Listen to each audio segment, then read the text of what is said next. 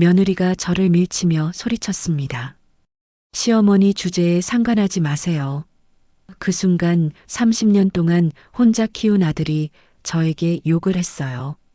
아, 씨발 엄마. 짜증나네, 진짜. 저는 평생 착한 사람으로 살았습니다. 남편을 일찍 잃고 홀로 아들 하나 키우며 모든 걸 희생했어요. 초등학교 교사로 30년간 일하며 아껴서 모은 전 재산 4억 원, 당연히 사랑하는 아들에게 물려주려 했죠. 하지만 그날 밤 이후 모든 게 달라졌습니다. 저는 충격적인 결정을 내렸어요. 과연 무엇이었을까요? 아들이 전화로 울부짖었습니다. 엄마, 정말 그러실 거예요? 며느리는 집 앞에서 일주일째 기다리며 무릎 꿇고 사과했어요. 심지어 임신까지 했다고 하더군요. 그런데 제가 우연히 들은 며느리의 진짜 속마음은 정말 충격적이었습니다. 돈 때문에 찾아온 가족들의 추악한 민낯, 4억 원을 둘러싼 치열한 심리전, 그리고 65세 시어머니의 예상 못한 반전 결말까지. 대체 제가 어떤 선택을 했길래 아들 가족이 이렇게 발악했을까요? 그리고 며느리가 진짜로 한 말은 무엇이었을까요? 그날로 돌아가서 이야기해 보겠습니다. 이야기를 시작하기 전 영상 아래에 구독과 좋아요 눌러주세요. 여러분의 작은 응원이 저에게 큰 힘이 됩니다. 제 이름은 정순이에요. 올해 65살이고 30년간 초등학교에서 아이들을 가르쳤던 교사였습니다. 남편을 일찍 여의고 혼자서 아들을 키워왔어요. 아들 민수는 제게 전부였습니다. 그 아이를 위해서라면 무엇이든 할 수 있었고 실제로 그렇게 살아왔어요. 남편이 세상을 떠난 건 민수가 고등학교 1학년 때였어요. 갑작스런 교통사고였습니다.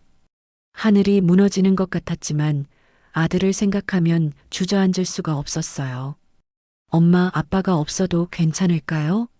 라고 물어보는 민수를 보면서 저는 다짐했습니다. 아빠와 엄마 역할을 모두 해내겠다고요. 그때부터 제 인생은 오직 민수를 위한 것이었어요. 새벽 5시에 일어나서 도시락을 싸주고 학원비를 벌기 위해 방과 후에는 과외까지 했습니다. 주말에는 청소 아르바이트도 했어요. 힘들었지만 민수가 엄마 덕분에 공부 잘할 수 있어요 라고 말할 때마다 모든 피로가 날아갔죠. 민수는 정말 착한 아이였어요. 대학교에 들어간 후에도 아르바이트를 하면서 용돈을 스스로 해결했고 졸업 후에는 대기업에 취직해서 매달 생활비를 보내주었습니다. 엄마, 이제 편히 지내세요. 제가 다 책임질게요 라고 말하는 민수를 보면서 저는 정말 뿌듯했어요. 내가 잘 키웠구나 싶었습니다. 교직 생활을 마치고 퇴직금과 연금, 그리고 남편의 보험금까지 모아서 4억 원 정도의 노후 자금을 마련했어요. 민수가 엄마, 그 돈은 엄마가 편하게 쓰세요. 저는 제가 알아서 할게요 라고 말해줘서 더욱 마음이 든든했습니다. 그러던 어느 날 민수가 결혼 이야기를 꺼냈어요. 엄마, 좋은 사람 만났어요. 곧 결혼하려고 하는데 한번 만나보실래요? 32살의 민수가 드디어 짝을 찾았다는 기쁨에 저는 눈물이 날 것 같았습니다. 며느리가 될 사람은 지은이라는 29살의 간호사였어요. 첫 만남에서 받은 인상은 정말 좋았습니다. 어머니, 안녕하세요. 민수 오빠 이야기 많이 들었어요. 정말 자상하신 분이라고 하더라고요 라면서 예의 바르게 인사를 했거든요. 지은이는 말도 고운데다가 예쁘기까지 했어요. 무엇보다 민수를 바라보는 눈빛이 진실해 보였습니다. 이제 정말 편해지겠구나. 민수도 행복할 거고 나도 며느리와 함께 즐거운 노후를 보낼 수 있겠구나라는 생각에 마음이 설렜어요. 결혼식은 조용하고 따뜻하게 치러졌습니다. 민수가 지은이 손을 잡고 엄마 감사해요. 엄마가 저를 잘 키워주셔서 이렇게 좋은 사람을 만날 수 있었어요 라고 말했을 때 저는 정말 행복했습니다. 이제 모든 게 완벽해졌다고 생각했어요. 신혼 초기에는 정말 행복했어요. 지은이가 일주일에 한 번씩은 꼭 안부를 물어왔고, 어머니, 몸은 괜찮으세요? 뭐 필요한 거 없으세요? 라고 다정하게 말해 주었거든요. 민수도 엄마 지은이가 어머니 생각 정말 많이 해요. 좋은 며느리 만난 것 같아서 마음이 놓여요라며 기뻐했습니다. 그때만 해도 저는 정말 감사했어요. 30년 동안 혼자 살면서 외로웠던 마음이 한순간에 사라지는 것 같았습니다. 이제 정말 가족이 생겼구나. 명절이나 생일 때 함께 모여서 밥도 먹고 손자까지 보게 되면 얼마나 행복할까라는 상상을 하며 하루하루가 즐거웠어요. 특히 지은이가 간호사라는 점이 참 든든했습니다. 어머니, 혈압약은 꼬박꼬박 드세요.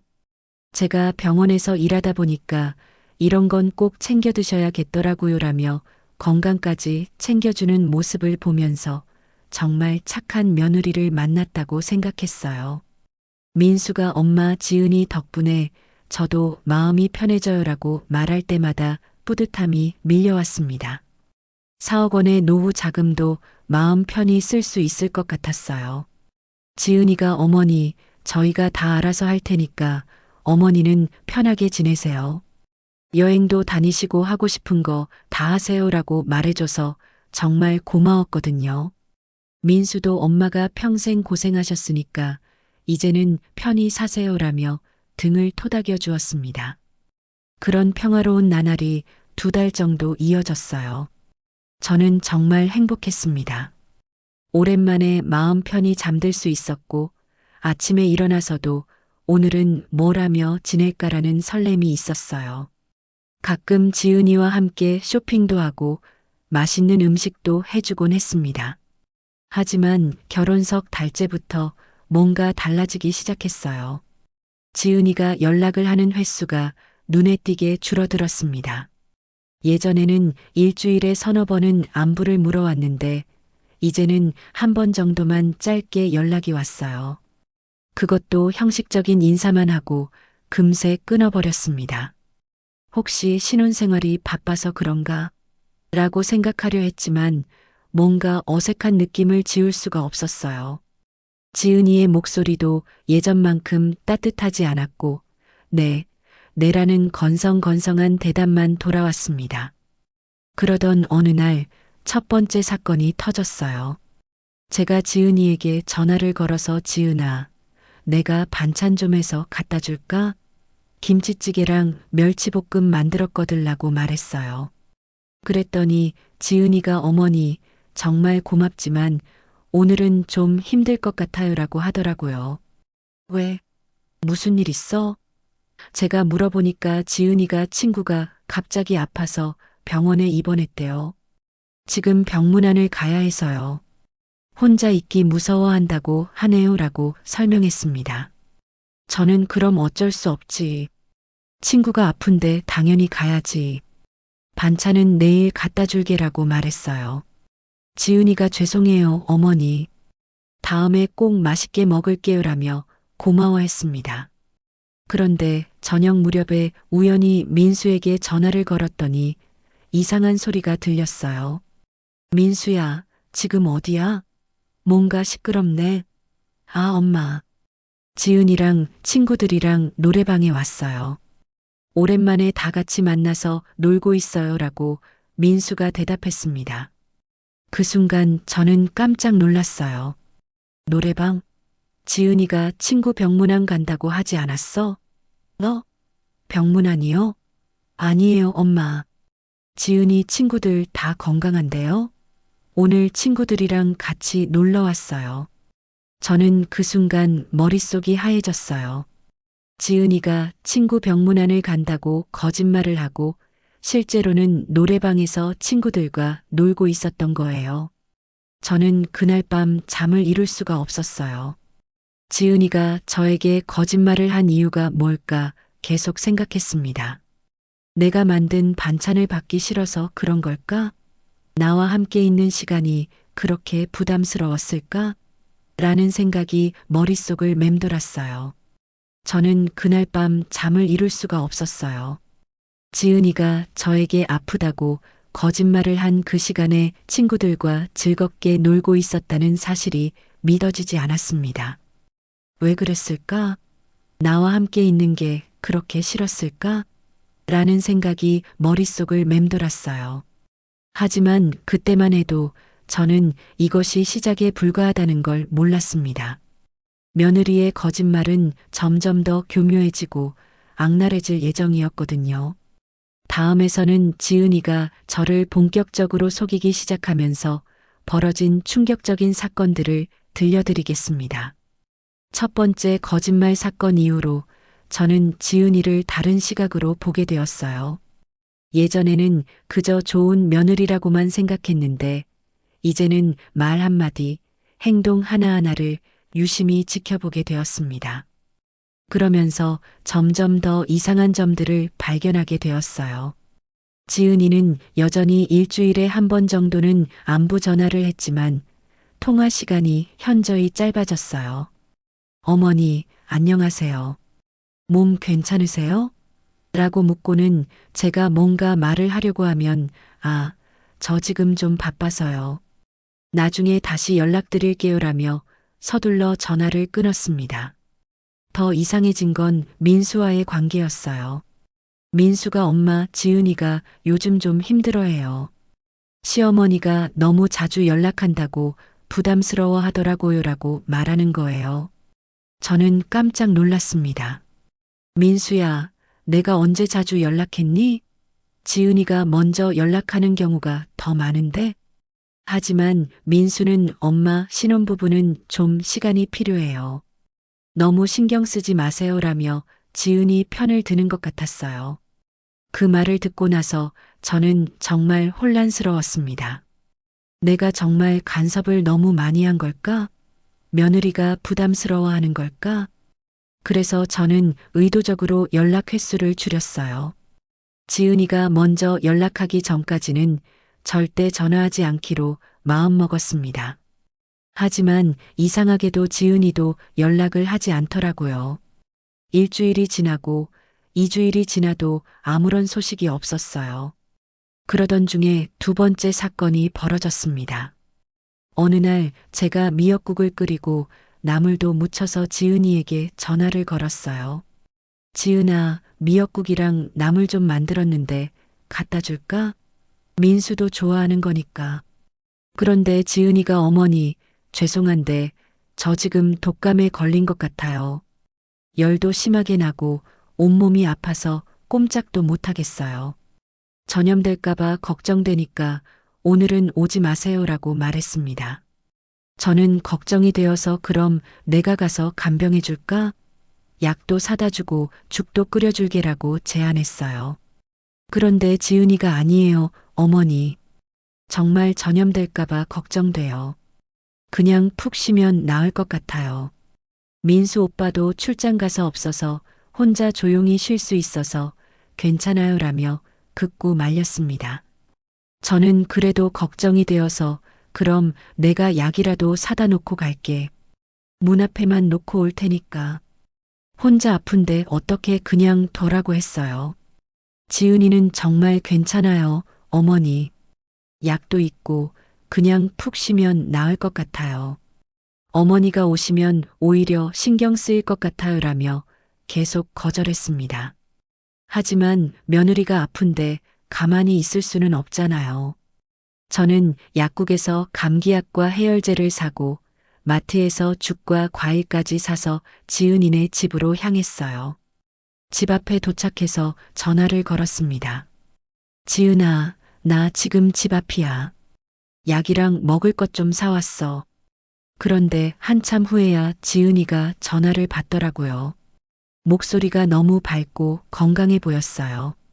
어머니, 어떻게 오셨어요? 괜찮다고 했는데. 아픈 며느리를 어떻게 그냥 둬?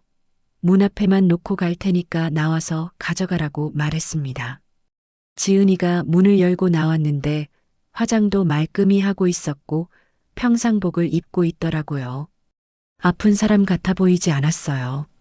저는 지은아, 얼굴색이 괜찮아 보이네. 열은 좀 떨어졌어? 라고 물어봤습니다. 지은이는 당황하는 듯한 표정을 짓더니 아, 네. 조금 나아진 것 같아요.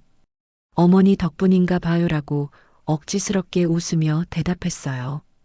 그런데 그 순간 집안에서 텔레비전 소리가 크게 들려왔어요. 예능 프로그램에서 나오는 웃음소리였습니다.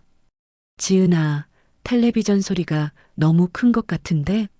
아픈데 시끄럽지 않아? 라고 물어보니까 지은이가 그냥 소음이 있어야 잠이 잘 와서요라며 얼버무렸어요. 하지만 뭔가 이상했어요. 집에 돌아와서도 계속 마음에 걸렸습니다. 그래서 민수에게 전화를 걸어봤어요. 민수야, 지은이 많이 아파? 내가 다녀왔는데 생각보다 괜찮아 보이더라고. 민수가 지은이가 아프다고 했나요? 저는 못 들었는데요. 아까 통화했을 때는 오후에 친구들이랑 영화 보러 간다고 하던데요 라고 말했습니다. 그 순간 저는 정말 충격을 받았어요. 지은이가 또다시 저에게 거짓말을 한 거였습니다. 독감에 걸려서 꼼짝 못하겠다고 하면서 실제로는 친구들과 영화를 보러 갈 만큼 멀쩡했던 거예요. 왜 자꾸 나에게 거짓말을 하는 걸까? 내가 뭘 잘못했길래? 저는 밤새도록 고민했습니다. 두 번의 거짓말이 우연일 수는 없었어요. 분명히 어떤 의도가 있을 거라는 생각이 들었습니다. 더욱 충격적인 건 민수의 반응이었어요. 제가 지은이의 거짓말에 대해 말하니까 엄마 그런 사소한 걸로 왜 그래요? 지은이도 나름대로 이유가 있었을 거예요. 너무 따지지 마세요라며 오히려 저를 타박했습니다. 사소한 일이라고 두 번이나 거짓말을 했는데 저는 억울했지만 민수는 엄마가 너무 예민하게 받아들이는 것 같아요. 지은이는 착한 애예요라며 며느리를 감쌌어요. 그날 밤 저는 정말 많은 생각을 했습니다. 혹시 내가 정말 간섭이 심한 시어머니인 걸까? 며느리가 부담스러워해서 거짓말을 하는 건 아닐까? 하지만 아무리 생각해도 이해가 안 됐어요. 두 번째 거짓말 사건 이후 한 달 정도는 조용했어요. 저도 지은이도 서로 연락을 거의 하지 않았습니다. 민수만 가끔 엄마 잘 지내세요? 라며 안부를 물어올 뿐이었어요. 저는 그 시간 동안 계속 고민했습니다. 내가 정말 잘못한 게 있을까? 며느리에게 어떻게 다가가야 할까? 그러던 어느 날 지은이가 갑자기 전화를 했어요. 목소리가 평소와는 달리 떨리고 있었습니다. 어머니, 죄송한데 급한 일이 생겼어요. 저희 엄마가 갑자기 쓰러지셔서 응급실에 계세요. 민수 오빠는 회사에서 중요한 회의가 있어서 못 나가겠다고 하고, 혹시 어머니가 함께 가주실 수 있을까요? 저는 놀라서 그럼 당연하지. 지금 어느 병원이야? 라고 물어봤어요. 지은이가 서울대학병원 응급실이에요. 정말 감사해요. 어머니라며 울먹이는 소리로 대답했습니다. 저는 급하게 옷을 갈아입고 지하철을 타고 병원으로 향했어요. 병원에 도착해서 응급실 입구에서 지은이를 찾았지만 보이지 않았어요. 전화를 걸어보니 어머니, 죄송해요. 저는 지금 검사실에 있어요. 어머니는 응급실 대기실에서 기다려주세요라고 했습니다. 저는 대기실에 앉아서 1시간 넘게 기다렸어요. 그런데 아무리 기다려도 지은이가 나타나지 않는 거예요. 간호사에게 물어봐도 그런 환자는 없다고 하더라고요. 이상해서 지은이에게 다시 전화를 걸었습니다. 지은아, 나 대기실에 있는데 너희 어머니 성함이 어떻게 되니? 지은이가 어머니, 죄송해요. 다른 병원으로 옮겨가게 됐어요. 상황이 좀 복잡해져서 어머니는 그냥 집에 가세요라고 말했습니다. 목소리에 당황한 기색이 역력했어요. 어느 병원으로 갔는데 내가 그쪽으로 갈게. 아니에요, 어머니. 괜찮아요. 이제 상황이 좀 나아졌어요. 집에 가셔도 될 것 같아요. 지은이는 계속 저를 돌려보내려고 했습니다. 저는 뭔가 이상하다는 생각이 들었지만 그래도 며느리 어머니가 아프신데 의심하고 싶지 않았어요. 그럼 내일이라도 문병 가야 하는 거 아니야? 어느 병원인지 알려줘라고 했더니 지은이가 어머니, 저희 엄마가 문병객은 받지 않으신대요. 조용히 치료받고 싶어 하셔서요라며 거절했습니다. 집에 돌아오는 길에 계속 찜찜했어요. 그래서 민수에게 전화를 걸어봤습니다. 민수야, 지은이 어머니가 많이 아프시대? 내가 병원에 다녀왔는데. 그런데 민수가 지은이 어머니요? 어제 지은이랑 통화했는데 그런 얘기 없었는데요? 오히려 어머니랑 등산 가신다고 하던데요 라고 말하는 거예요. 그 순간 저는 정말 화가 났어요. 또 거짓말이었던 거죠. 세 번째 거짓말이었습니다. 이번에는 단순한 핑계가 아니라 노인을 병원까지 불러내서 시간을 낭비하게 한 악의적인 거짓말이었어요. 민수야, 지은이가 나한테 거짓말했어. 어머니가 응급실에 계신다고 해서 내가 병원까지 갔는데 아무도 없었어. 저는 억울한 마음에 민수에게 모든 상황을 설명했습니다. 그런데 민수의 반응이 더욱 충격적이었어요. 엄마, 그런 식으로 며느리를 의심하면 안 되죠. 분명히 오해가 있었을 거예요. 지은이가 왜 거짓말을 하겠어요? 라며 또다시 지은이 편을 들었습니다. 민수야, 이게 세 번째야. 병원 동행, 독감, 입원 일까지. 이게 다 우연이라고 생각해? 저는 목소리를 높였어요. 하지만 민수는 엄마 너무 예민하게 받아들이지 마세요. 지은이도 나름대로 이유가 있었을 거예요 라고 말했습니다. 그날 밤 저는 정말 화가 났어요. 며느리의 거짓말도 화나지만 아들이 저를 믿지 않는다는 게 더 속상했습니다.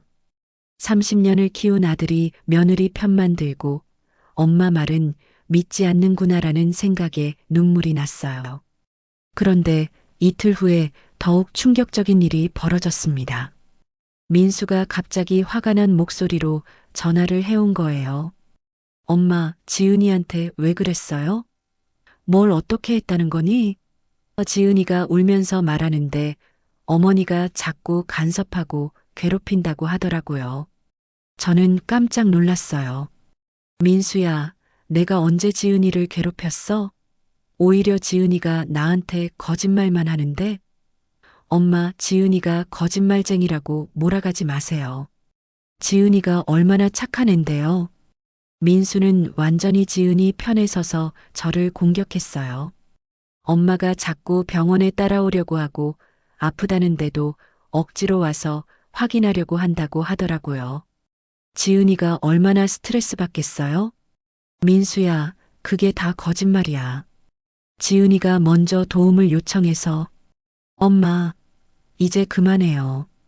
며느리를 그렇게 몰아세우지 마세요. 지은이가 우울증까지 생겼다고 하더라고요. 우울증이라는 말에 저는 더욱 당황했어요. 우울증?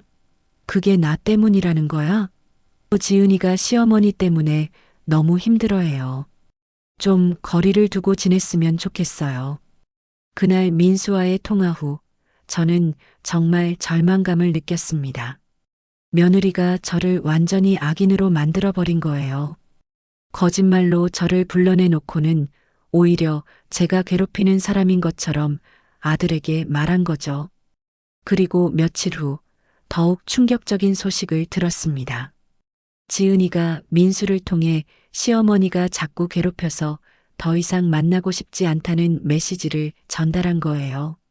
완전한 단절을 선언한 셈이었습니다.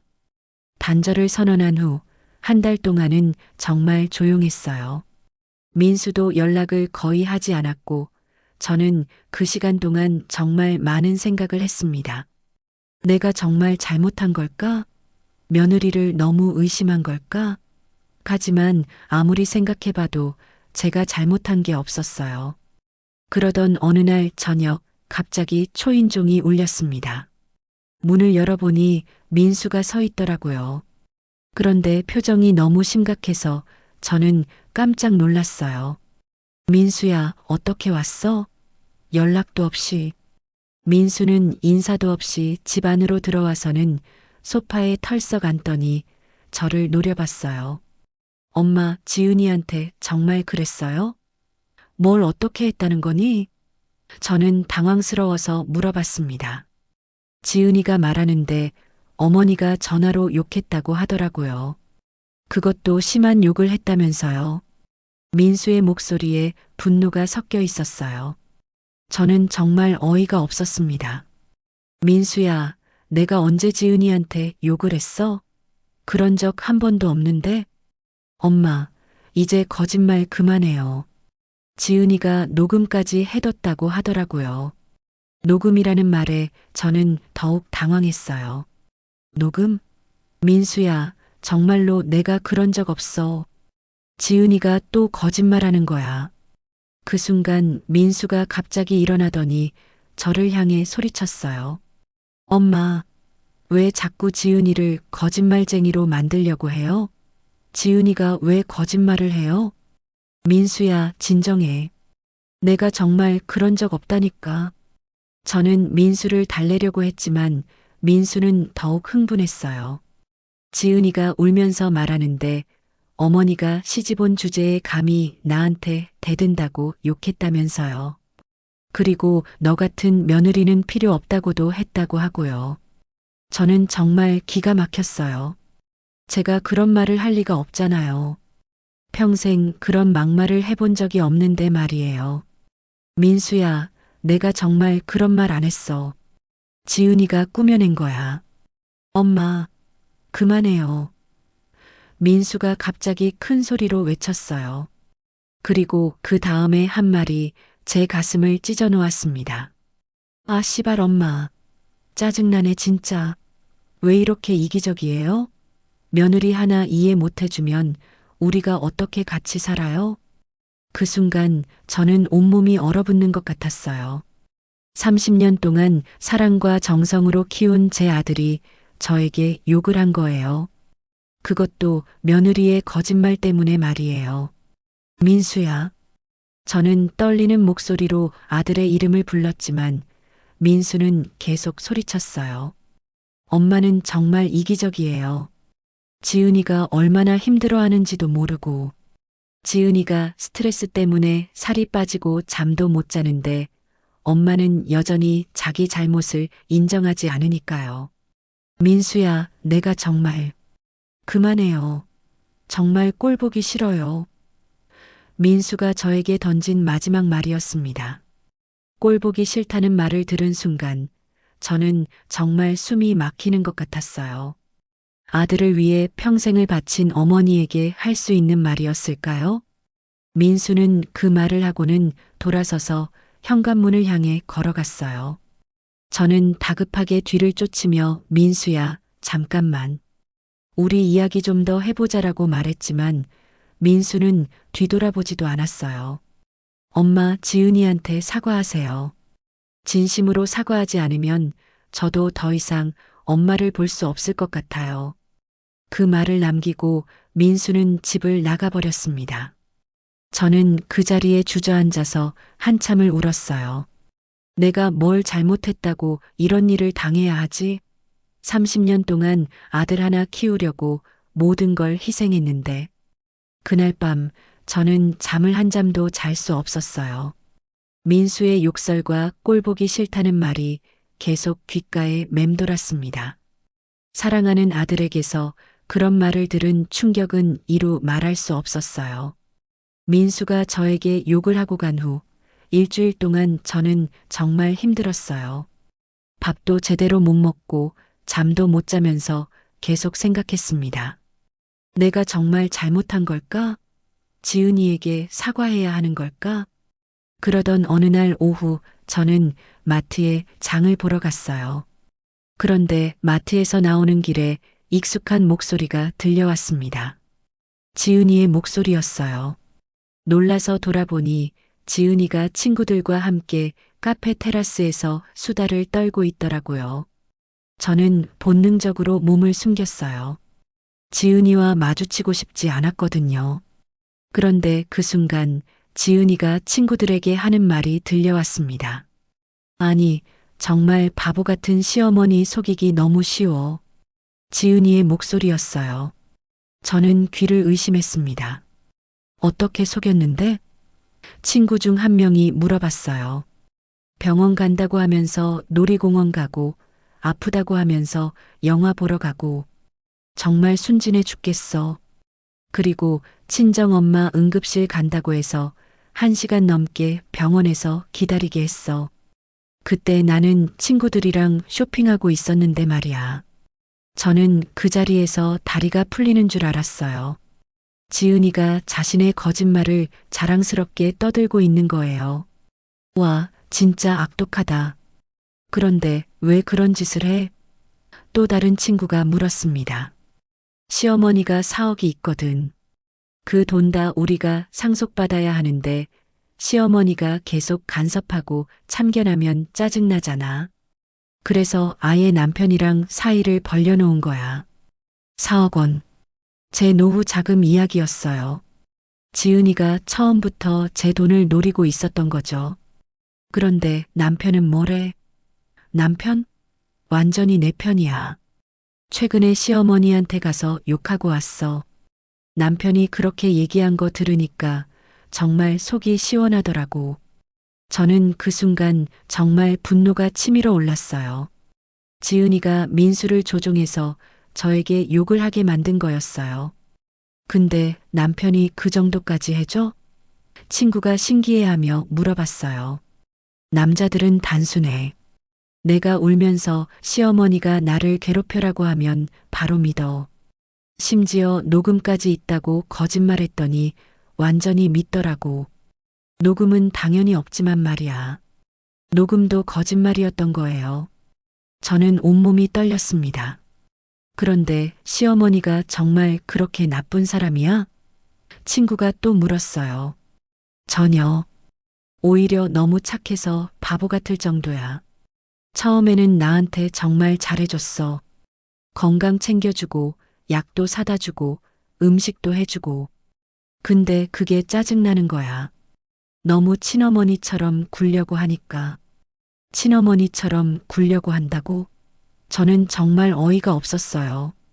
며느리를 친딸처럼 생각하고 대했던 제가 잘못된 건가요? 그래서 앞으로 어떻게 할 거야? 일단 남편이랑 시어머니 사이를 완전히 갈라놓을 거야. 그리고 나중에 시어머니가 아프면 요양원에 보내버리고 집이랑 돈은 다 우리가 가져올 거야. 어차피 남편은 외아들이잖아. 요양원. 지은이는 저를 요양원에 보낼 계획까지 세우고 있었던 거예요. 와, 정말 무서운 며느리다. 근데 시어머니가 알면 어떻게 해? 알 리 없어. 바보 같은 시어머니가 뭘 알겠어? 그냥 계속 속이면 돼. 저는 더 이상 들을 수가 없었어요. 그 자리를 빠져나와서 집으로 돌아왔습니다. 집에 도착하자마자 저는 소파에 주저앉아서 펑펑 울었어요. 어떻게 이럴 수가 있을까? 내가 그렇게 잘해줬는데. 지은이가 한 말들이 계속 머릿속을 맴돌았어요. 바보 같은 시어머니, 속이기 쉬운 시어머니, 요양원에 보낼 시어머니. 그제야 모든 게 이해됐어요. 지은이의 모든 거짓말이 저를 아들로부터 멀어지게 하려는 계획적인 행동이었다는 걸 말이에요. 그리고 최종 목표는 제 재산이었고요. 그날 밤 저는 잠을 한 잠도 잘 수 없었어요. 분노와 배신감, 그리고 무력감이 몰려왔습니다. 민수는 지금도 지은이의 거짓말을 믿고 있을 텐데 어떻게 해야 하지? 하지만 저는 결심했어요. 더 이상 당하고만 있을 수는 없다고.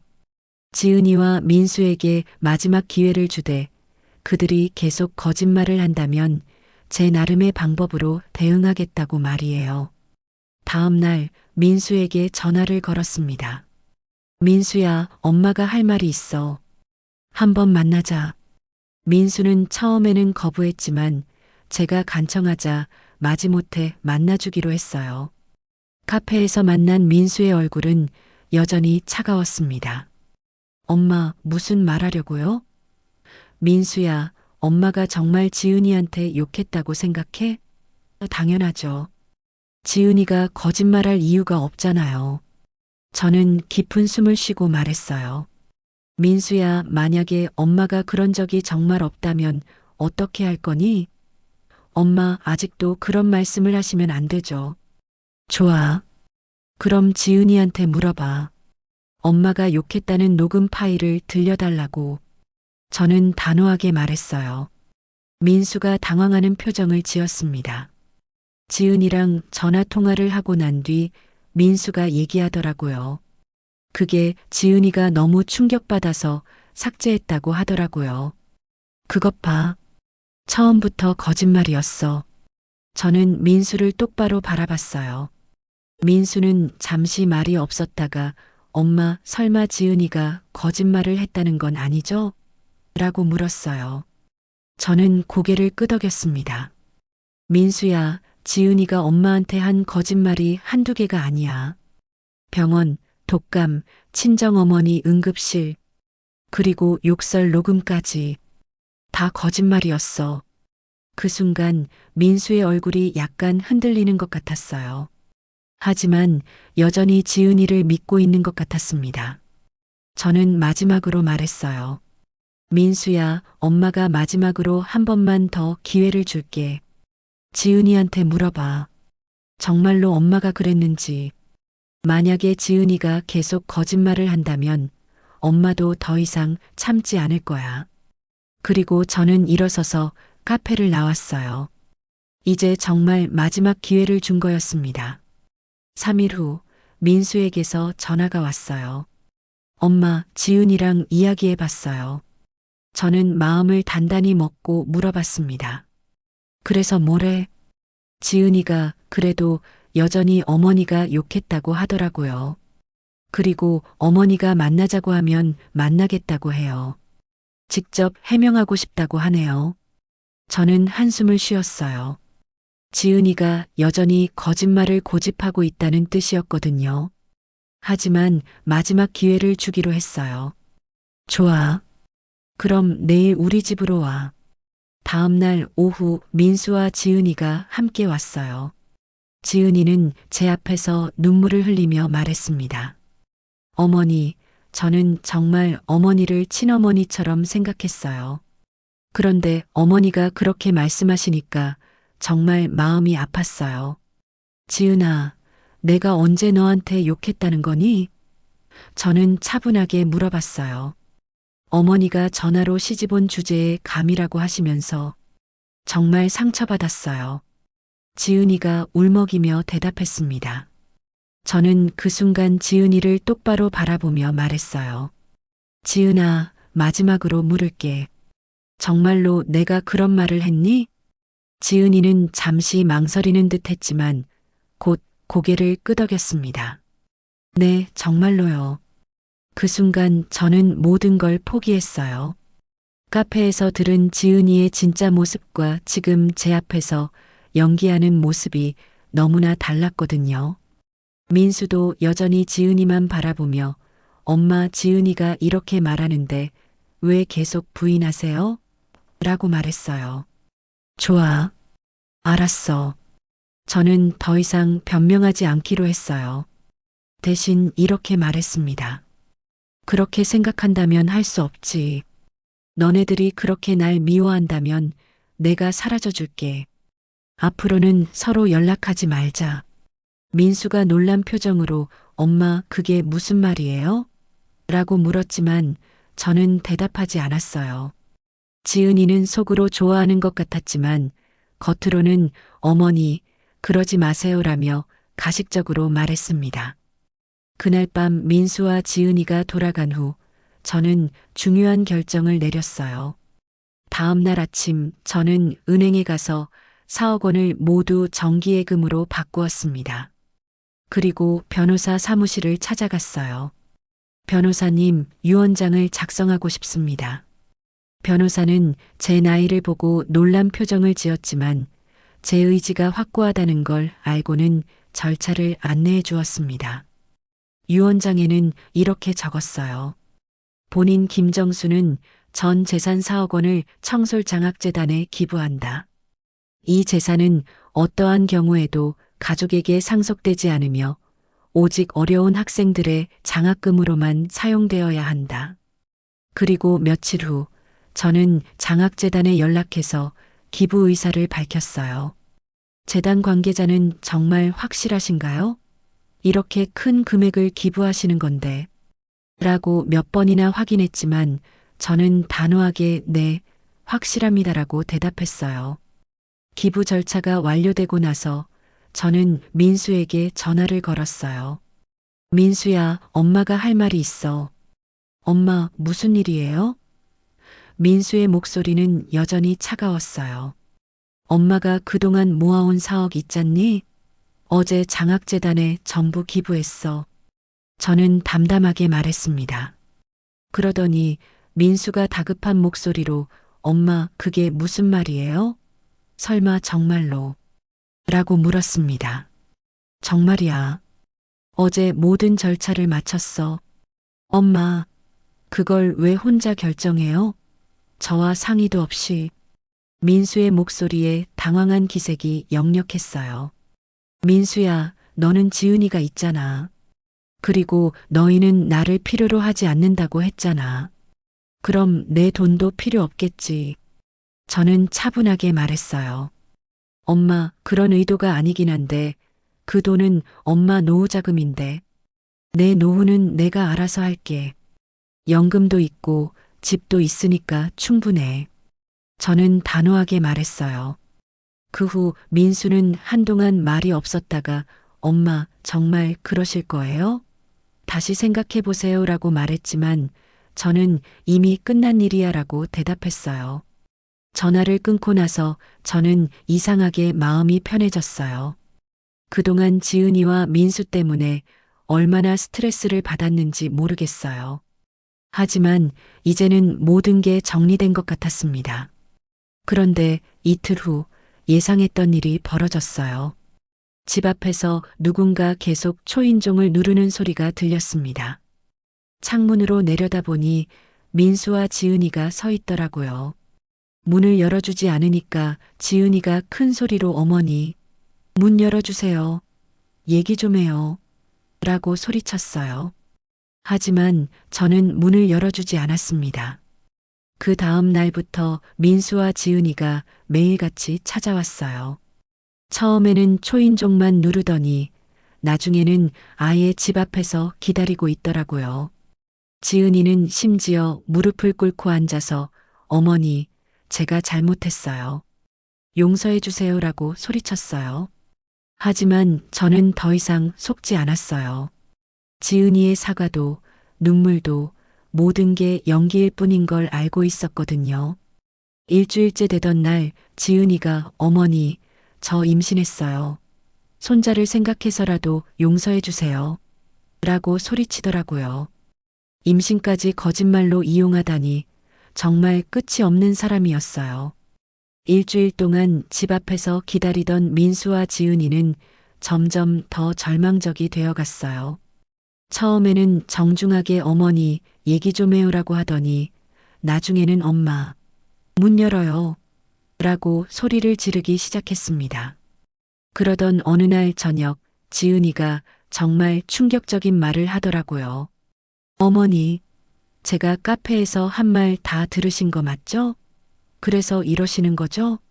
저는 그 말을 듣고 깜짝 놀랐어요. 지은이가 제가 엿들었다는 걸 알고 있었던 거예요. 창문 너머로 지은이를 내려다보니 이제는 눈물도 없이 차가운 표정을 하고 있었습니다. 어머니, 들으셨으면 이해하시겠지만 저는 처음부터 그 돈이 목적이었어요.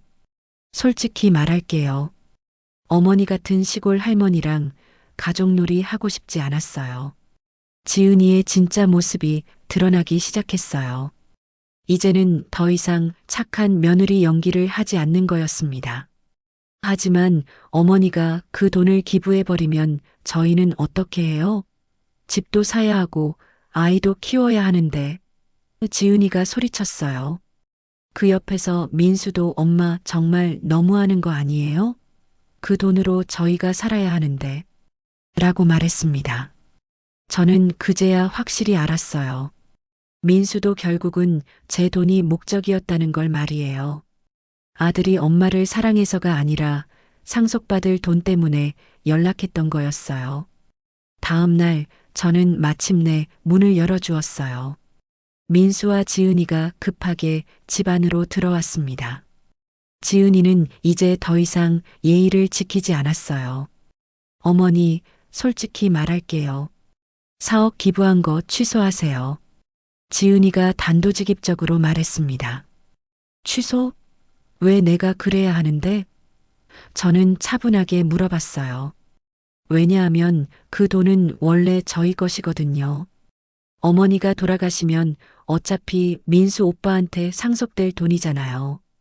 지은이의 뻔뻔함에 저는 어이가 없었어요. 제가 살아있는데 벌써 제 돈을 자기들 것이라고 말하다니요. 지은아, 그 돈은 내 돈이야.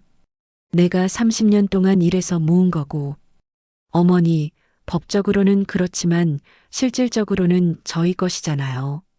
어머니 혼자 그 돈 다 쓰실 것도 아니고. 그 순간 민수도 지은이 편을 들었어요. 엄마, 지은이 말이 맞아요. 어머니가 그 돈을 다 기부해버리면 저희는 정말 힘들어져요. 민수야, 너는 대기업에 다니고 있잖아. 지은이도 간호사고. 둘이 벌면 충분히 살 수 있어. 저는 말했어요. 그런 게 아니에요, 엄마. 집도 사야 하고 아이 교육비도 들고. 어머니 돈 없이는 힘들어요. 저는 그 순간 정말 슬펐어요. 제 아들이 엄마보다 돈을 더 중요하게 생각한다는 걸 확실히 알게 됐거든요. 그럼 너희가 원하는 게 뭐야? 저는 물어봤어요. 지은이가 즉시 대답했습니다.